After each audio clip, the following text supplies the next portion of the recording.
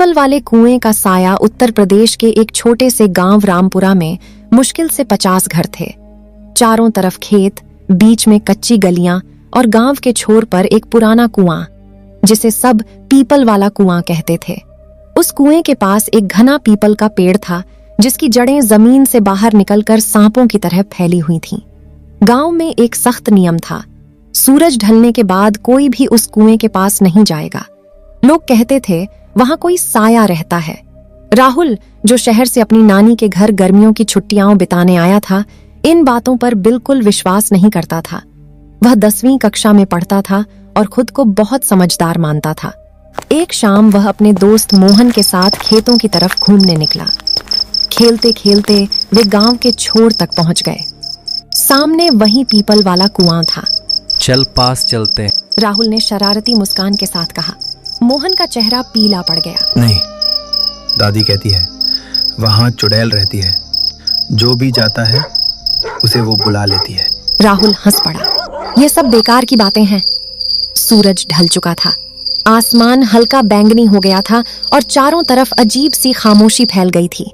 जैसे ही राहुल कुएं के पास पहुंचा, उसे अचानक ठंडी हवा का झोंका महसूस हुआ। हवा बिल्कुल ठंडी, जबकि गर्मियों की शाम थी। पीपल के पत्ते बिना हवा के भी सरसराने लगे। मोहन डर कर पीछे हट गया। राहुल, चल वापस चलते हैं। तभी कुएं के अंदर से छपाक की आवाज आई, जैसे किसी ने पानी में पत्थर फेंका हो। राहुल ने कुएं में झांका। अंदर काला अंधेरा था, पानी दिखाई नहीं दे रहा था।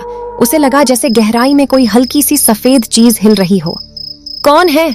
उसने मजाक में आवाज लगाई। कुछ पल सन्नाटा रहा, फिर बहुत धीमी कांपती हुई आवाज आई, राहुल। राहुल का दिल जोर से धड़कने लगा। उसने पीछे मुड़कर देखा, मोहन कुछ दूरी पर खड़ा कांप रहा था। तूने बुलाया? राहुल ने पूछा। मोहन ने सिर हिलाया। ना, नहीं। फिर वही आवाज, इस बार थोड़ी साफ, राहुल नीचे आओ। अब राहुल के पैरों में जैसे जान नहीं रही। उसने फिर कुएं में झांका। अचानक उसे पानी में अपना चेहरा दिखाई दिया, लेकिन वह उसका चेहरा नहीं था।